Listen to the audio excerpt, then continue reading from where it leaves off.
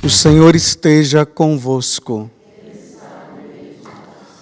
Proclamação do Evangelho de Jesus Cristo, segundo Marcos.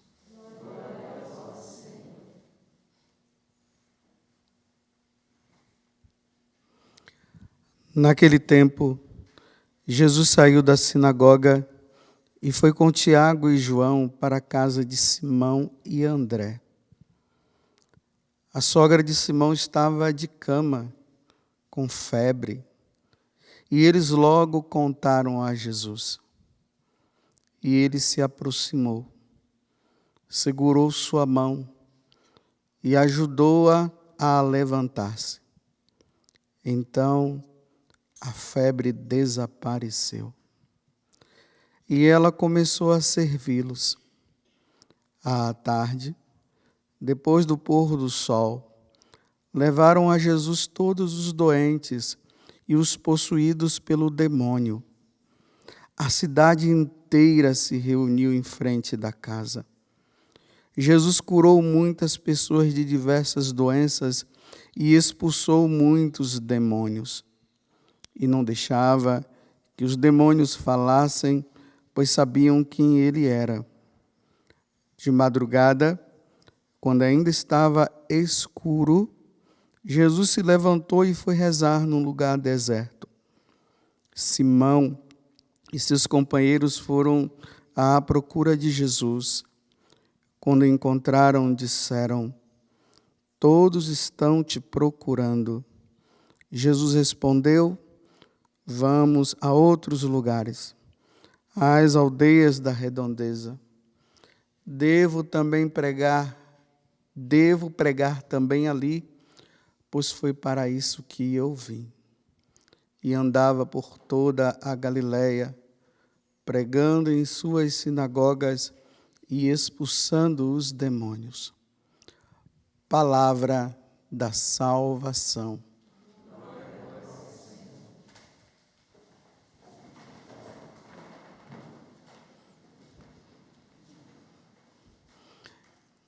Entramos no tempo comum, saímos daquele tempo do Natal e a liturgia, a igreja nos coloca nas nossas mãos o Evangelho de São Marcos, que nós vamos meditando durante esse tempo, como eu disse ontem, até mais ou menos ali a quaresma, né?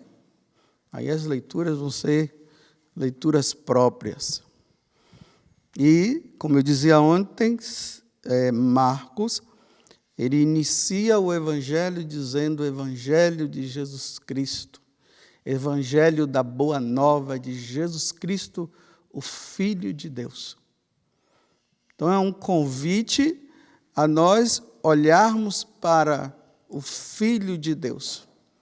E aí ele começa a apresentar o que é que o Filho de Deus veio fazer, né? Nós vemos aqui hoje, né, essa atividade de Jesus. Sai da sinagoga de Cafarnaum e vai para a casa de Pedro, da sogra de Pedro, né, porque são vizinhos, né? É só atravessar assim a rua, já está na casa de um, já está na casa de outro. Então, cura a mulher da febre. Aí vocês veem, né, as multidões começam a vir atrás de Jesus, e mais uma vez os demônios estão ali, e Jesus expulsa demônio daqui, expulsa demônio de cá, cura a pessoa lá, cura a pessoa de cá. De repente, as pessoas começam a ir demais atrás dele, ele vai dormir, de madrugada ele levanta para rezar.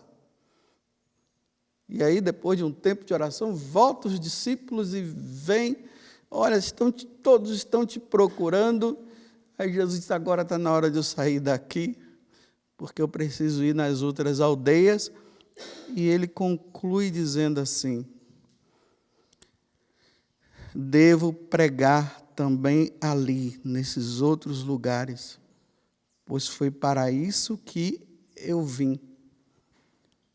Mas ele veio, na verdade, para quê? Então, hoje eu vou falar aquilo que é óbvio e que nós já sabemos. O que é que ele veio fazer? Ele veio curar essas pessoas de dores de cabeça, de febres que estavam aqui? Ou se ele veio para isso, por que ele corre? Por que ele não curou os outros que vieram em busca dele? Ele poderia ter feito ali, né, um momento, curado todo mundo, depois agora eu vou para outra cidade, mas ele cura muitas pessoas e depois devo ir pregar também em outros lugares, porque é para isso que eu vim. Bem, a carta aos Hebreus hoje, ela nos deixa bem claro isso.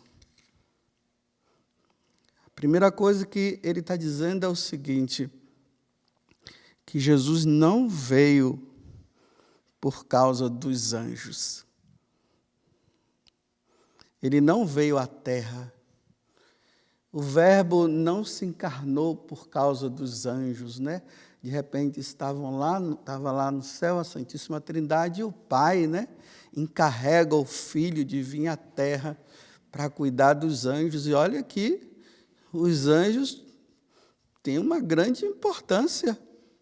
Mas ontem nós vimos, né, que nós fomos criados abaixo dos anjos, para entender melhor, né?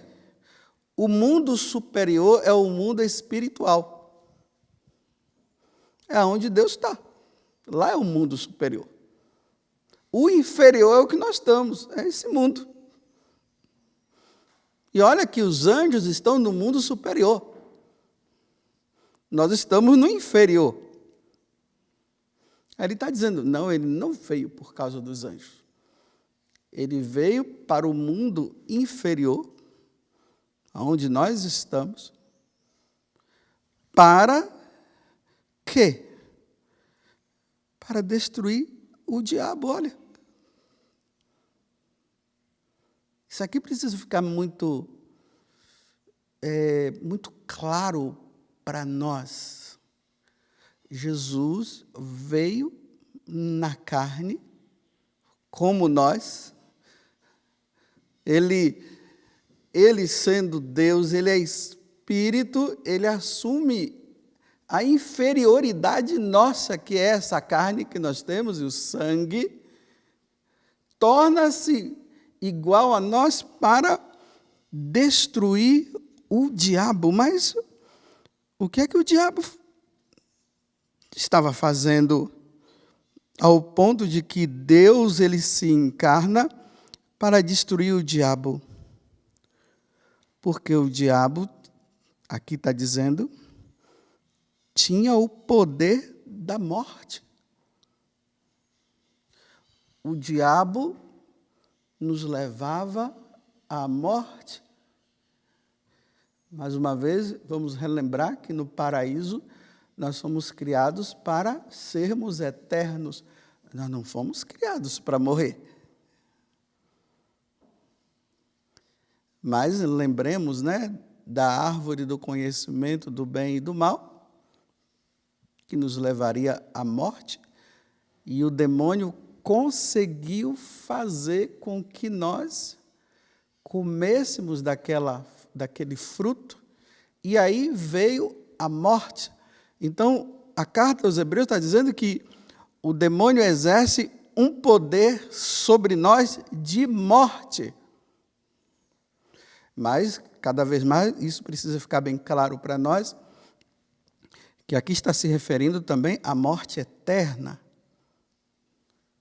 A vida no inferno é uma morte.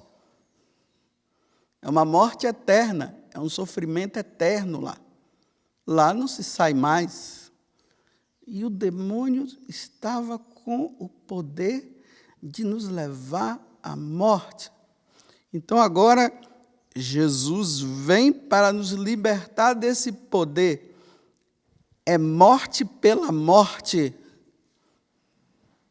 A única forma de vencer essa morte que o demônio tem o poder de exercer em nós, porque nós não temos como sairmos dela por nós mesmos, era preciso que o próprio Deus, ele morresse oferecesse em sacrifício, como ele está falando, o sumo sacerdote, né? Aquele sumo sacerdote que entrava uma vez por ano no Santo dos Santos para expiar os nossos pecados, mas que não era suficiente. Agora vem o verdadeiro sumo sacerdote, Jesus. Ele vem exercer, né? O sacerdote matava o animal e o sangue era jogado ali na arca da aliança, numa parte da arca. Depois era aspergido no povo para dizer assim: agora vocês foram redimidos, mas não era suficiente. Agora Jesus vem como sumo sacerdote, e olha como é que ele exerce a função de sumo sacerdote na cruz. Quando nós olhamos para a cruz, nós vemos lá o sumo sacerdote. Ele não está matando um animal, ele se deixa matar. Ele é o sacrifício por excelência para expiar o pecado de morte. Ali ele neutraliza o poder de Satanás de nos matar, de nos levar à morte. Por isso que aqui está dizendo, né, que ele sabe o que é a tentação, porque ele também foi tentado no deserto, ele foi tentado lá no Monte das Oliveiras, na cruz também, de uma certa forma, ele também foi tentado. E ele sabe o poder da tentação, né? Ele, na carne dele, ele viu o poder que a tentação tem. Ele venceu a tentação no deserto. Ele viu que nós, por nós mesmos, nós não conseguimos vencer a tentação. Só por meio dele, por isso que ontem eu falei da oração, e por isso nós precisamos buscá-lo, é preciso estar com ele para que Satanás não exerça o poder dele tentador.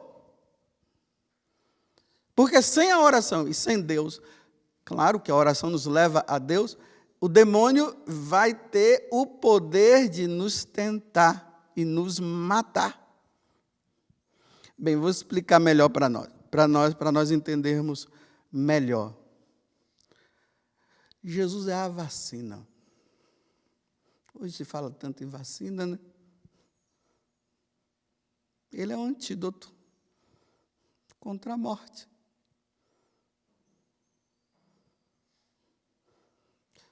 Uma vacina que foi preparada durante séculos. Desde Abraão até chegar em Jesus, foi preparada. E o último que preparou e disse: agora, olha aqui, eis o Cordeiro, eis a vacina que nos livra da morte. Eis o Cordeiro de Deus que tira o pecado do mundo, que nos salva. Foi São João Batista. E ali ele estava mostrando, aqui é a vacina. Satanás, ele coloca dentro de nós a morte. E Jesus coloca dentro de nós, porque ele é a vacina, é introduzida dentro de nós o seu sangue. E o sangue neutraliza a morte eterna.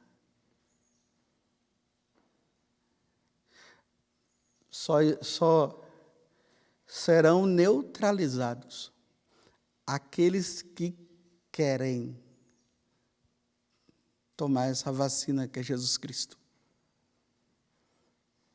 Os que não quiserem não serão neutralizados. É por isso que nós precisamos buscá-lo. Deus nos dá a vacina que é Jesus Cristo, que mata Satanás e nos dá vida eterna. Então, todo mundo agora está aí, diante dele, mas só se salva dessa morte eterna quem quiser. Quem não quiser, não vai. Eu sou o caminho, a verdade e a vida.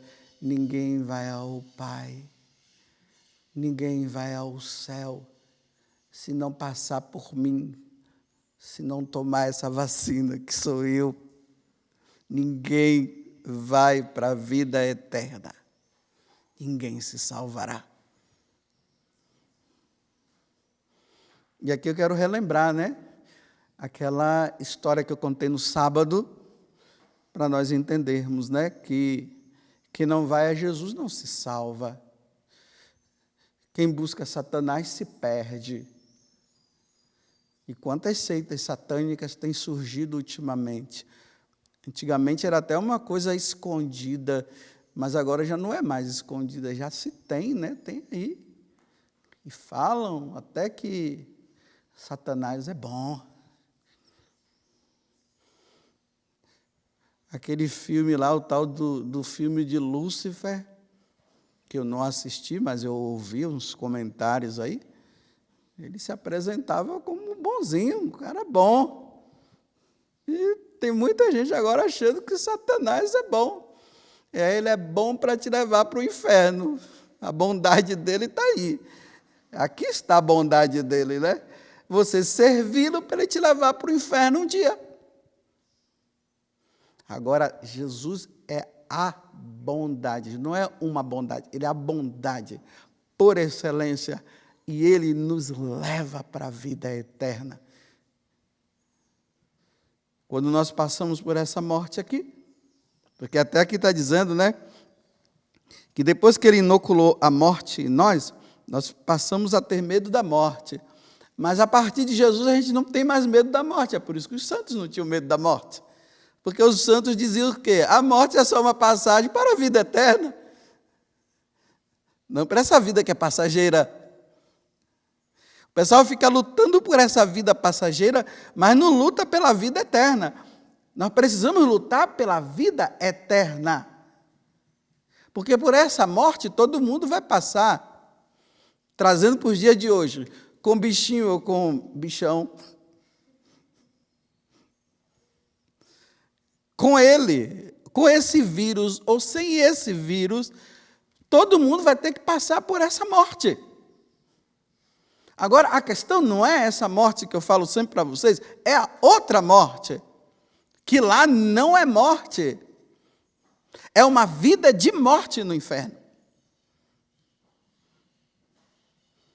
Então, nós precisamos lutar, não é tanto por essa vida, que devemos lutar sim, não estou dizendo que não vamos lutar, mas o empenho maior é pela vida eterna, porque, eu repito, de câncer, com esse vírus, ou sem ele, todos nós iremos passar, iremos morrer, mas a questão maior é a outra vida. E essa daqui, nós católicos não podemos deixar de lutar por ela, não. Tem muitos católicos aí acomodados, estão lutando contra esse vírus, estão fazendo isso, estão fazendo aquilo, um empenho muito grande, mas quando chega na outra, aí cai no pecado, porque é o pecado que nos leva à morte eterna. Jesus venceu o pecado e nós precisamos lutar contra ele. E aí não luta e depois se livra do vírus desse mundo, mas o outro vírus não se livra. Aí vamos voltar à história que eu contei, que eu vou contar de novo, daquela mulher que veio conversar comigo a respeito do pai dela, que o pai dela era um homem muito assim, de igreja, mas ele queria bens materiais, e ele viu que, por meio de Jesus Cristo, ele não estava conseguindo, não. Então ele teve uma ideia, vou vender minha alma, ele disse, que não sou eu, é ele. Ia vender a alma dele para o diabo. E fez. Ele fez uma aliança com Satanás. como aqui no Salmo está dizendo que Deus se lembra sempre da aliança. Que aliança que Deus se lembra tanto? Dessa aliança que Ele fez por meio do sangue, por meio do seu Filho que morre na cruz. Ele não se esquece dessa aliança e Ele nunca vai esquecer. Tanto que lá na eternidade, Jesus está lá, né, com as suas chagas gloriosas, mostrando para o Pai, para que nós sejamos salvos, para que nós não caiamos. Mas ele fez uma aliança com Satanás. Se você me der todos os bens que eu preciso, terras, casas e tudo mais, eu vendo ele, né, a alma dele para Satanás, para o diabo. E não é que o homem começou a ganhar as coisas? Terras, fazendas, e começou a prosperar materialmente, e a filha na maior preocupação, até que depois de muitos anos que ele fez essa aliança, Satanás também não esquece da aliança que faz com ele não, viu? Aí Satanás disse, agora eu quero que você venha, porque você é meu, está na hora de você vir. Em vez de, nesse momento, o homem tomar consciência do mal que ele tinha feito para ele mesmo e se voltar para Jesus, buscar uma boa confissão e cortar essa aliança, ele começou a dizer para a filha, estou indo, está na hora de eu ir, Satanás me chama, o diabo está me chamando, eu vou, estou indo. Mas papai, não faça isso. Não, eu estou indo, o diabo está me chamando. Ele fez uma aliança com o diabo, ele precisava cumprir a aliança dele. Olha que honestidade, meu Deus do céu. Ele deveria ser desonesto agora, mas foi honesto até o fim. Se nós fôssemos honestos com Deus assim também, né? Se nós fôssemos fiéis a Deus, diante da aliança e o pacto que nós fizemos com Ele de vida eterna, de servirmos a Ele, de sermos dEle. Se nós fôssemos fiéis assim, morrerei por Cristo, por amor a Cristo, darei minha vida por Ele. E a filha fez de tudo, até que um dia ele encontrou ela. Desculpa. Até que um dia ela encontrou ele enforcado, com aquele pentagrama no peito. Que parece que antes de morrer ele fez aquele pentagrama, aquele sinal, né, de Lúcifer mesmo, enforcado. Jesus veio para vencer o diabo na vida dele e ele não quis. E aí entra a palavra mais forte que a filha falou para mim naquele dia e eu não tive como argumentar, eu não tive o que falar. E a palavra foi essa, padre, meu pai está no inferno, porque ele quis ir para lá. Meu pai está no inferno porque ele quis ir para lá. Satanás o chamou, ele disse que ia e ele deu a vida. Meus irmãos, Jesus já venceu Satanás. Não há motivo para nós vendermos a nossa alma para ele. São Pedro diz que nós fomos salvos não foi salvo por ouro e prata. E o homem quis o ouro e a prata. Nós fomos salvos pelo sangue precioso de nosso Senhor Jesus Cristo, que foi derramado na cruz. Que a nossa vida agora seja voltada para Ele. Por isso, essa necessidade de nós participarmos sempre do sacrifício da missa, essa aliança que é renovada no Calvário, agora do altar, e ali Jesus vai dando a vida, nós vamos nos alimentando dele, porque a nossa vida deve estar voltada para Jesus, é para Deus. Nós temos que nos preocupar com a salvação da nossa alma. Nós estamos preocupados demais com a salvação do nosso corpo. Nós temos que preocuparmos com a salvação da nossa alma. É ela que vai diante de Deus quando nós morrermos. Peçamos a Deus a graça no dia de hoje. E olhando para Nossa Senhora das Dores, meu Deus, que sofrimento deve ter sido para Nossa Senhora diante daquele filho dela e aquele filho de Deus que vendeu a alma para Satanás e que não quis a redenção em Jesus Cristo. Que sofrimento! E agora, voltando para esse mundo de hoje, meu Deus do céu, quantas pessoas nesse mundo que não querem saber de Deus, que não se voltam para Deus, que se tornaram donos de si. E me desculpe, talvez esteja lá na sua casa. Talvez esteja lá. Que nesta missa, o sangue precioso de Jesus não seja derramado em vão por essas pessoas e que na oportunidade que Deus está dando deles se salvarem, que eles se salvem antes da morte. Louvado seja nosso Senhor Jesus Cristo e a nossa Mãe Maria Santíssima.